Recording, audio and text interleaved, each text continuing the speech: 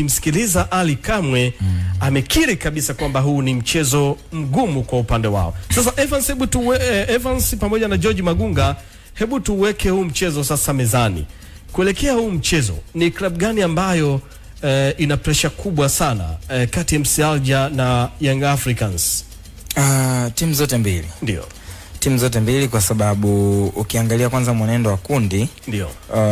Anaongoza Al Hilal Omdurman kwa alama 10, lakini vile vile MC Alger na alama 8, michezo 5, Young Africans katika michezo 5 na alama 7.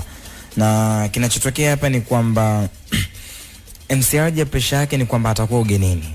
Na kwa Afrika bado kuna home advantage, kwa maana ya faida ya kucheza nyumbani.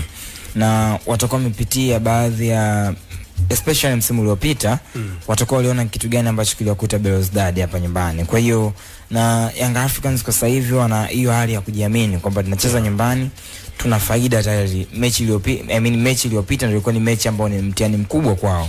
Kwamba ingetokea wamepata suluhu au wamefungwa, hali ingekuwa mbaya kwa upande wao. Lakini wamepata matokeo, utofauti wao na MC Alger ni alama 1. Na wanachohitaji ni kukaa kwenye nafasi ya pili ama nafasi ya kwanza, kuangalia namna gani wanaenda kwenye hatua inayofuata. Na MC Alger yenyewe of course amewazungumzia hapo hali kwamba wana uzoefu, wanajua mashindano, na of course wanajua umuhimu wa mchezo huu ambao unafuata. Wenyewe ambacho wanaweza kanahitaji pia ni matokeo ya ushindi ama sare, lakini hawahitaji kufungwa katika huo mchezo unaofuata. Kwa hiyo Young Africans na pressure yao ni kwamba wanahitaji matokeo aina moja tu, kushinda huo mchezo. Haiwezi kuwa rahisi kwa sababu najua itakuwa ni mechi yenye mambo mengi uwanjani. Mataifa kutoka kaskazini ama vilabu kutoka kaskazini mara nyingi wakiwa wanakuja kucheza ugenini waga wanajipanga sana. Na wana mbinu nyingi kwa sababu ya uzoefu waliokuwa nao. Watabuy time zaidi kwenye mchezo husika. Si watu ambao wanakuwa na haraka zaidi wakicheza ugenini. Watakuwa wanaangalia kutumia madhaifu yenu, na ubaya ni kwamba wao wakipata uongozi wa goli, mechi ndio inakuwa bored kabisa, kwa sababu watakuwa mara nyingi waga wanapoteza muda wa kutosha sana kwenye viwanja. Kwa hiyo Young Africans wanachokiangalia sasa hivi ni kwamba yes, haya yaliyopita yamepita. Jambo la muhimu ni mchezo unaofuata.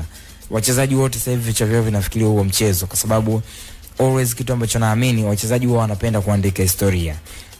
Mchezaji akistaafu, akitundika daruga, akikaa na familia yake, anakuwa na wasifu mzuri na anakuwa na sehemu nzuri ya kuisimulia familia yake na watu wengine kwamba kwenye mafanikio ya msimu 24-25 Young Africans mimi nilikuwa sehemu ya yale mafanikio. Kwa hiyo na wachezaji wakubwa mara nyingi wanapenda kufanya maamuzi kwenye michezo mikubwa. Huu ni mchezo mkubwa. Wachezaji wanaochukulia tofauti kabisa. Inawezekana yes, mchezo uliopita ulikuwa ni mchezo mkubwa, lakini huu ni mchezo mkubwa zaidi kwa sababu unaenda kuamua hatima ya Young Africans, wanaenda robo finali ama waende robo finali.